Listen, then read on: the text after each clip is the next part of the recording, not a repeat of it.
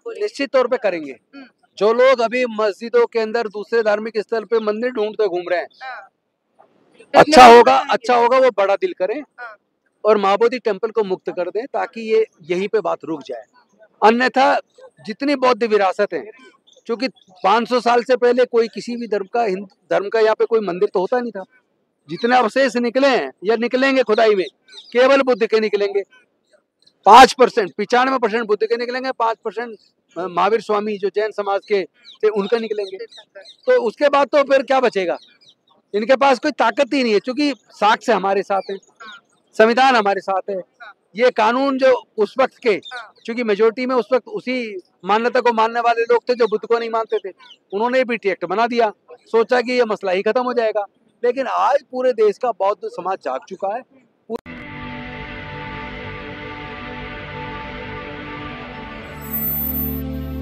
जानते हैं 70 सालों में लगातार इसी तरह उठता रहा है, फिर दबाया गया है। इस बार मैं आपको बता दूं, ये आंदोलन रुकेगा नहीं। हमें भी पता है लड़ाई लंबी है, आजादी से पहले से चल रही है।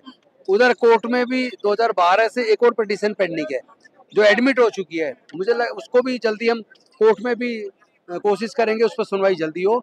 दूसरा हमारा कदम है देश के तमाम राज्यों में जाकर और तमाम जिलों में पूरा आंदोलन और ज्यादा तेज करने की। आंदोलन केवल बोध गया में नहीं, पूरे देश के कोने कोने में चलेगा और लगातार चलेगा और संख्या बढ़ती रहेगी। बौद्ध धम्म दीक्षा के प्रोग्राम ज्यादा से ज्यादा पूरे देश के हर जिले में, यहाँ तक कि गांव-गांव में बौद्ध दीक्षा के प्रोग्राम होंगे।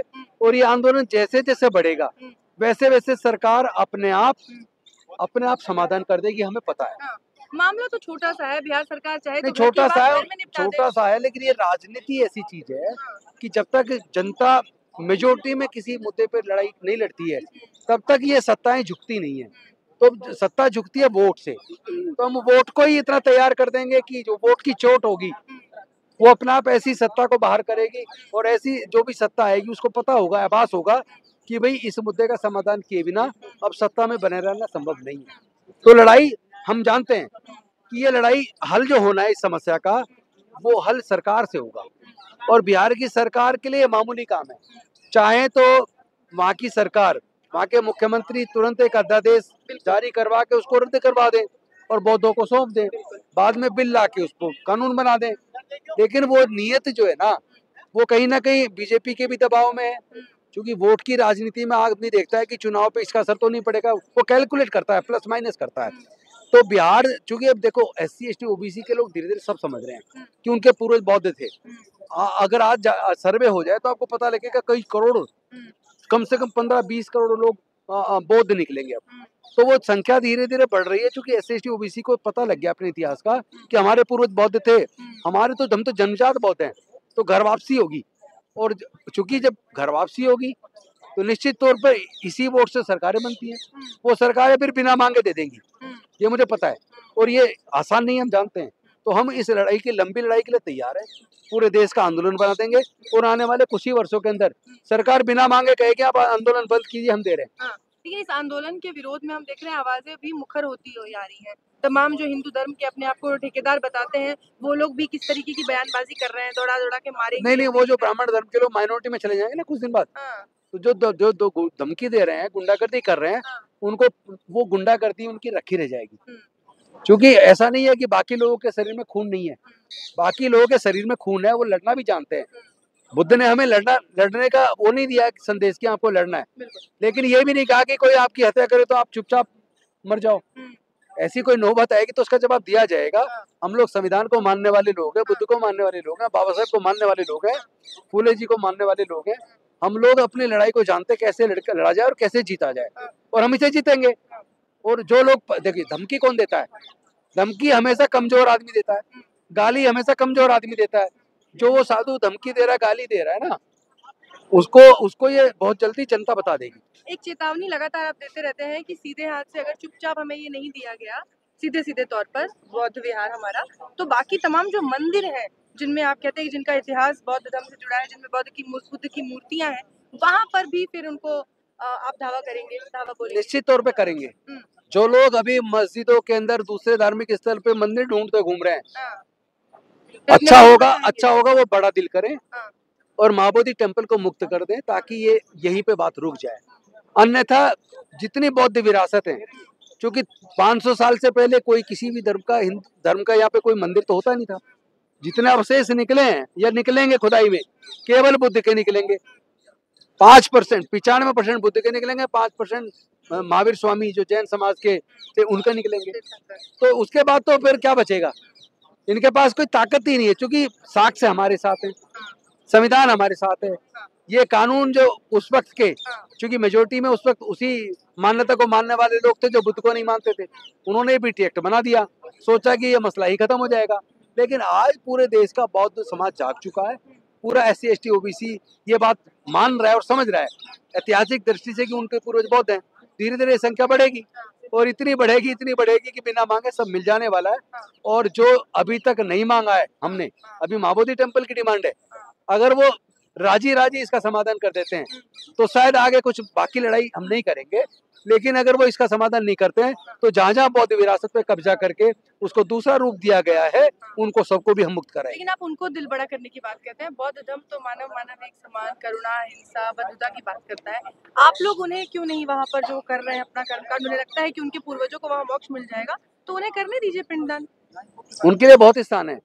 वो गया में नदी किनारे करते थे, वहीं जाके कर ले, कौन रोक रहा है? महाबोधि टेम्पल ही क्यों? महाबोधि महाविहार को मुक्त करो, आप गया के अंदर नदी किनारे जाके करो जहाँ पहले करते थे, हमें कोई एतराज नहीं है। हम क्या मना कर रहे हैं? हमें तो मोक्ष का रास्ता तथागत बुद्ध दे गए। उनकी जो शिक्षाएं हैं, उनके सिद्धांत हैं, उन सिद्धांतों को जो अपने आचरण में उतार लेगा उसको अपने आप मोक्ष प्राप्त हो जाएगा, उसके जीवन से कष्ट दूर हो जाएंगे। अगला क्या आप लोगों का प्लान ऑफ एक्शन? अगला ये है कि राष्ट्रीय स्तर पे बात करके कमेटी बनाई जाएगी, हर राज्य में सभाएं की जाएंगी, फिर जिलों में सभाएं की जाएंगी।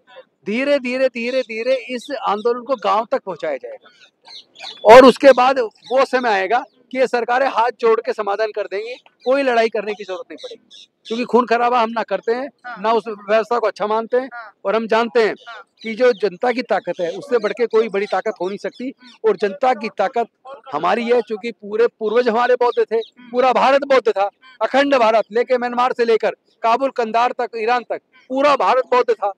ये ऐतिहासिक सच्चाई है। कब तक छुपाओगे सच्चाई को? इतिहास को छुपाने से छुप नहीं सकता, सच्चाई तो सामने आके रहेगी। और जब सच्चाई सामने आएगी तो निश्चित तौर पर जीत भी सच्चाई की होगी। झूठ ज्यादा लंबे समय तक चलने वाला नहीं। आखिरी सवाल, सरकार को इतना मजबूत कर सकते हैं कि चुनावों से पहले फैसला ले ले, या फिर चुनावों के बाद फिर सरकार बदलनी पड़ेगी? नहीं, बिहार के सरकार का चुनाव में तो अब ज्यादा टाइम नहीं बचा, 5-6 महीने बचे हैं, तो 5-6 महीने में समाधान हो जाएगा, मुझे डाउट है।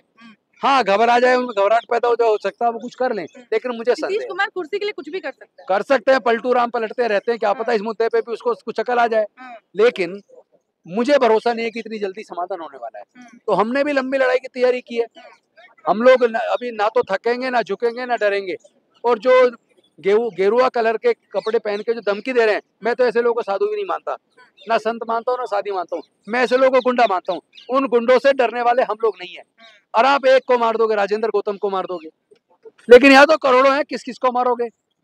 तुम मारते मारते तुम मर जाओगे, लेकिन हमारी संख्या खत्म नहीं होगी। ये धम्म तो चलेगा, ये महाबोधि विहार मुक्त होकर रहेगा। अगर आपको लगता है कि हमारा काम बहुजन समाज के लिए महत्वपूर्ण है, तो आप हमें आर्थिक सहयोग के लिए सीन दिखाए गए QR कोड स्कैन और फोन पे और गूगल पे और UPI और बैंक अकाउंट में कर सकते हैं। फोन पे, गूगल पे 9250529129, UPI 9250529129@YBL।